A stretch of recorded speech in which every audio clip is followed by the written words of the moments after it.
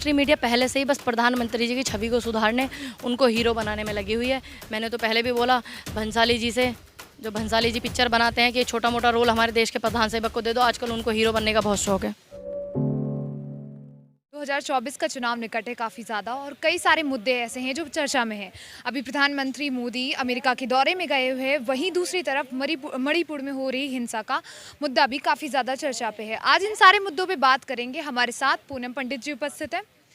Ma'am, एक तरफ Narendra Modi ji America के दौरे पर गए हुए हैं, उस पर आप क्या कहना चाहेंगे?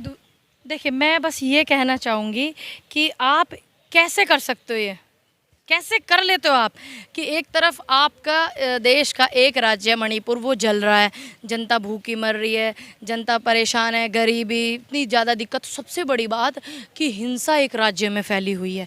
आप उसको शांत कराने की बजाय 8,000 करोड़ के प्लेन में चले गए अमेरिका 21 तोपों की सलामी लेने। आपके लिए तोपों की सलामी लेना ज़रूरी था? जनता मरे तो मरे, जिए तो जिए, उसका आपका कोई लेना देना नहीं है। कैसे कर सकते हो आप ये, और कैसे कर पाते हो आप? कैसे आप अपनी आंखों पे पट्टी डाल करके जनता को झुलसता हुआ छोड़ देते हो? ये समझना होगा मणिपुर की जनता को भी, ये समझना होगा इस भारत की जनता को भी कि आपके प्रधान सेवक को बाबा अपने ऐशो आराम से मतलब है। अमेरिका की सलामी लेनी है उनको, और अपने साथ वो मीडिया भी लेकर के जाते हैं, और यहाँ का मीडिया ये नहीं दिखा रहा कि मणिपुर में क्या हो रहा है। मेन मीडिया में जैसे आप बता रही कि मेन मीडिया कितना समर्थन इनका कर रहा है, वही दूसरी तरफ आपको बता दें कि 75 सांसदों ने पीएम नरेंद्र मोदी को विरोध करा है, पीएम नरेंद्र मोदी का, और उन्होंने 2 लोगों ने बॉयकॉट करा है उनके कांग्रेस का गठन करने के लिए, कांग्रेस को कॉन्फ्रेंस करने के लिए। उस पर आप क्या कहना चाहेंगे? देखिए, जो सांसद हैं उन्होंने पीएम मोदी का विरोध किया है। उन्होंने पीएम मोदी का विरोध नहीं किया, उन्होंने मोदी की नीतियों का विरोध किया है, वो जो जनता के खिलाफ करते रहते हैं समय समय पर, चाहे वो किसानों के खिलाफ हो, चाहे वो बेटियों के बलात्कार हो जाए उसके खिलाफ हो, चाहे वो कोई भी नीतियाँ हो। तो अगर आदमी कोई पॉलिटिकल पर्सन किसी भी व्यक्ति का विरोध करता है तो वो उसका व्यक्तिगत विरोध नहीं होता, वो उसकी नीतियों के खिलाफ विरोध होता है कि आप इतने संवैधानिक पद पर सबसे पहले प्रधान देश के कहे जाने वाले हो, और आप ही इस देश को, एक राज्य को देश के झुलसता हुआ छोड़कर अमेरिका चले गए। क्यों चले गए? क्यों? आप जाते तो वहाँ जाते, मणिपुर में वहाँ के लोगों से मिलते, वहाँ अपील करते, निवेदन करते कि गलत हो रहा है, वहाँ पे नहीं होना चाहिए, और ये तकलीफ़ में आप आ रहे हैं, आपका स्टेट ख़राब हो रहा है। क्या पीएम मोदी ने वहाँ जाके बात की? नहीं। एक व्यक्ति वहाँ गृह मंत्री गए और वो भी प्रेस कॉन्फ्रेंस करके आ गए। वहाँ के जहाँ मेन पॉइंट है, आपने वहाँ जाकर निवेदन क्यों नहीं किया? अमित शाह गए थे, उसके बाद जो भी कोई निर्णय नहीं आया है इसको लेकर, और कितना मतलब 2024 के चुनावों में कितना असर पड़ सकता है? देखिए, 2024 के चुनाव में सिर्फ मणिपुर का ही असर नहीं होगा, इस देश के तमाम मुद्दों का असर होगा। चाहे वो कोई भी मुद्दा हो इस देश का, चाहे वो हिंदू मुस्लिम का हो, चाहे वो अखंड भारत का हो, चाहे वो शिक्षा का हो। जिस देश ने तुम्हारे देश पर, भारत पर अटैक किया, ताज पर अटैक किया, कसाब जैसे व्यक्ति ने इतना यहाँ पे एकदम निर्लजता दिखाई थी, क्या आप उस देश को अखंड भारत के अंदर अपने भारत में लेना चाहेंगे?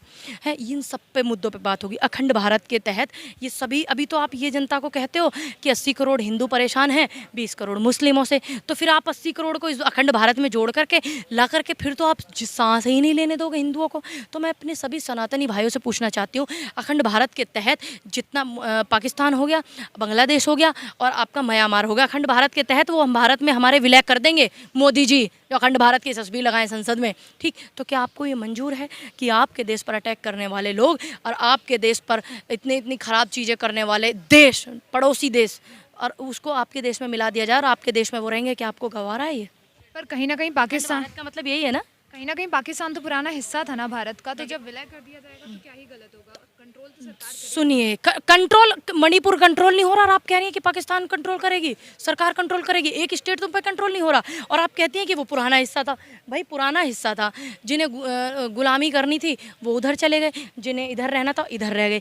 हम तो उनका समर्थन हर सही बात पर करते हैं कि नहीं करते? मुस्लिमों का करते हैं ना, लेकिन जिस देश ने तुम्हारे देश पे हमला किया, तुम्हारे नौजवानों को मारा, तुम्हारे फौजियों को मारा, 26/11 हुआ, ताज अटैक हुआ, क्या आप इस बात को भूल करके विलय कर लोगे? लेकिन पूरी देश की लोगे क्या? आप ये बताइए, क्या आप इस बात को भूल जाओगे?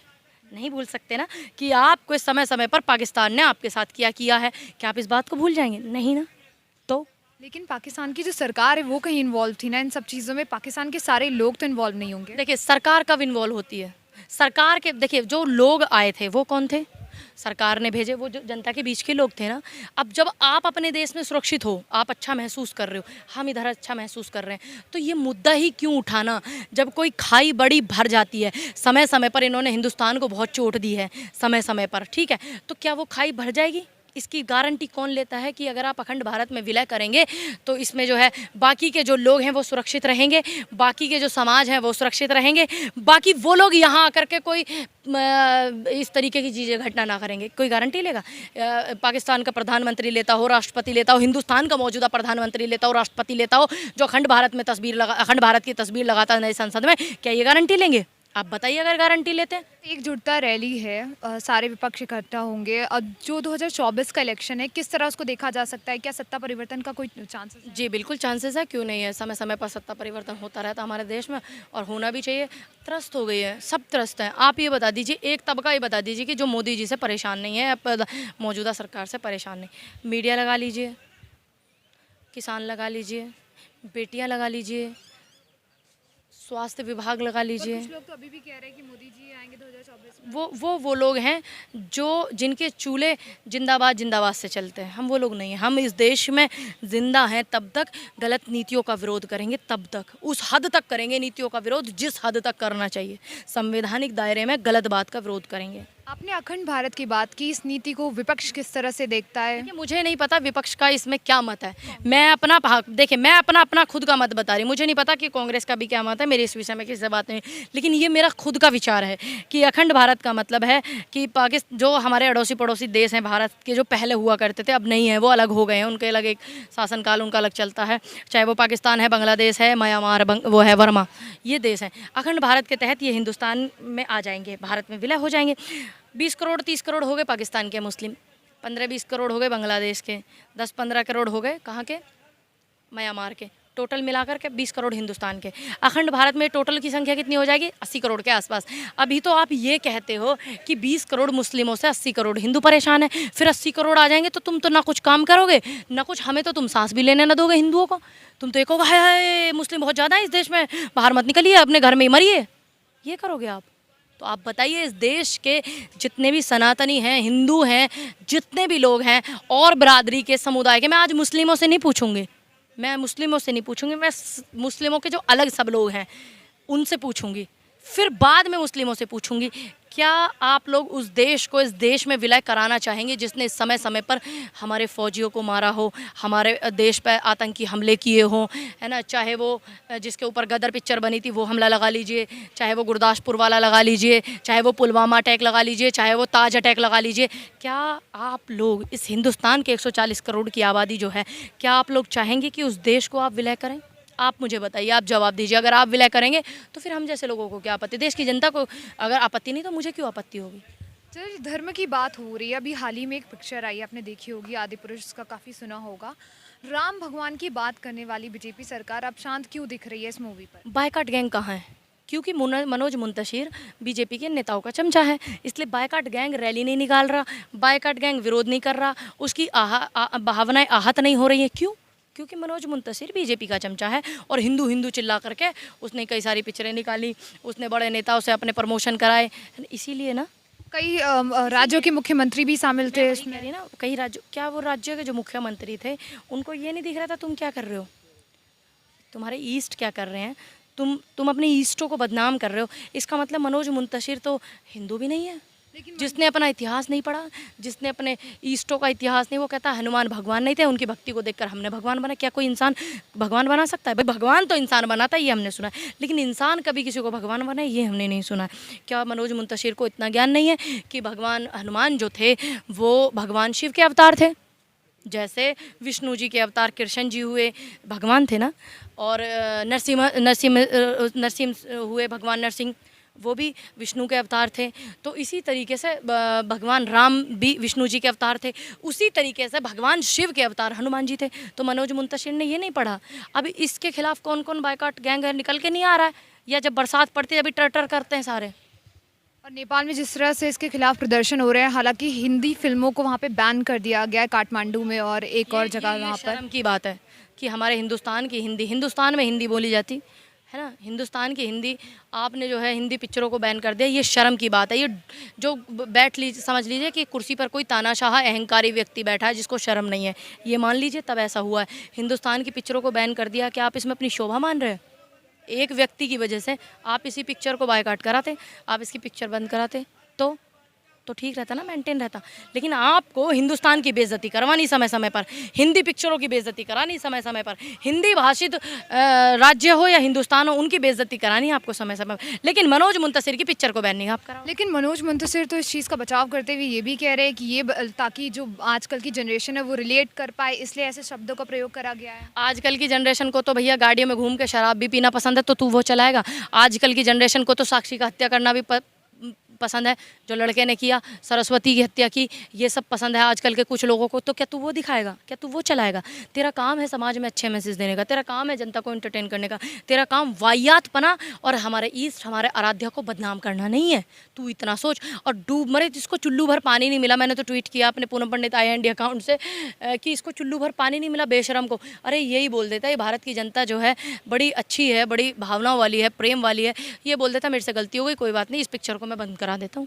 कितना बड़ा सम्मान रह जाता कि देखो जनता के हित में इसने अपनी सनातन संस्कृति को ध्यान में रखते हुए पिक्चर को रुकवा दिया। लेकिन उन्होंने स्क्रिप्ट चेंज करने की तो बात कही, हालांकि चेंज होकर आ भी चुकी है। क्यों स्क्रिप्ट चेंज हो? पहले आपने समाज में एक जहर घोल दिया, ठीक, अब आप उस जहर को छानने की कोशिश करो तो छन जाएगा। दूध में से पानी छान दोगे आप? कैसे छनेगा पानी? दूध में से पानी कैसे छानोगे आप? इम्पॉसिबल है ना। तो ऐसे ही समाज में जहर घोल करके उसको छानना इम्पॉसिबल है। आपने उसको चाहते हैं कि समाज में जहर तो मैंने घोल दिया, उसको थोड़ा छान लूँ, लेकिन आप ख़त्म नहीं उसको करना चाह रहे हैं। क्यों? पैसे की कमाई के लिए बस। लेकिन उतनी हो भी तो रही है, लाइक अभी बॉक्स ऑफिस में भी काफ़ी ज़्यादा सही से जा रहे हैं। नहीं, आपको आंकड़े गलत हैं। देखिए हमारे कुछ ही देश ऐसे हैं जहाँ पर सनातन संस्कृति को माना जाता है, कुछ देश, ठीक। तो जो बाहर और देश हो गए जो सनातन को नहीं मानते, मूर्ति पूजा को नहीं मानते, तो उन्हें क्या फ़र्क पड़ेगा? फ़र्क तो हम भारत वालों को पड़ेगा ना कि भारत का एक राइटर ऐसा चमचा आया निकल कर, उसने हमारे इष्ट आराध्यों को बदनाम किया, तो हमें फ़र्क पड़ेगा। हिंदुओं को फ़र्क पड़ना चाहिए, सनातन को फ़र्क पड़ना चाहिए, चाहे वो किसी भी देश के हों। सनातन संस्कृति, हमारे बुज़ुर्ग, हमारे पूर्वज, हमारे संत साधु सनातन को बचा करके संस्कृति को सतयुग से आज तक लेकर के आए, और तू उस पर रायता फैलाने लगा हुआ है। शर्म नहीं आ रही तुझे?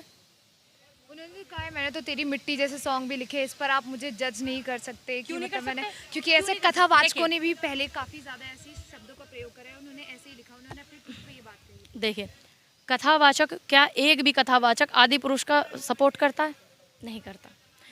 तूने मिट्टी जैसे सॉन्ग लिखे, लोगों ने, जनता ने तुझे प्यार दिया, तुझे उसके बदले उपहार दिया, तूने कोई एहसान नहीं किया, जनता ने तुझे भरपूर प्यार दिया, उसके बावजूद तू उनके भगवान के साथ छेड़छाड़ करे, तो तू सोच रहा है तेरे हार डले, तेरी दीपक पूजा हो, तू ये सोच रहा है? तेरी जो मानसिकता उसको निकाल भाई, और तू है ना अपने आप को क्लैरिफाई करने में, अपने आप को विनाशकालीन विपरीत बुद्धि, तेरा वो हाल हो रहा है। कोई बात नहीं, हिंदुस्तान का है तू और हिंदुस्तान की मिट्टी से ताल्लुक़ रखता है, तो हिंदुस्तान के लोग भी बड़े अच्छे हैं, गलती मान ले, ख़त्म बात। रहता इतना क्यों फैला रहा है? चलिए, आदि पुरुष की बात हुई, अब आपको बता दें MP फाइल्स नाम से भी एक वेब सीरीज़ आ रही है, कांग्रेस की कार्यकर्ताओं द्वारा ही लाई जा रही है। उसमें 250 घोटालों की बात करी है बीजेपी कार्यकाल में। देखिए, अच्छी बात है, अगर किसी सरकार किसी की भी हो, किसी के भी घोटालों की अगर बात होती है तो ये अच्छी बात है। जनता को जागरूक होना चाहिए, जनता उसको देखे। क्यों देखे? क्योंकि आपके समाज में आप जिन्हें नेता मंत्री बनाते तो सोच समझ कर बनाइए, एक अच्छा मैसेज जाता है, सोच समझ करके बनाइए, वरना इतने घोटाले हो जाएंगे, और इतने घोटाले हुए हैं, तो ये तो अच्छी बात है, जागरूक करने वाली बात है।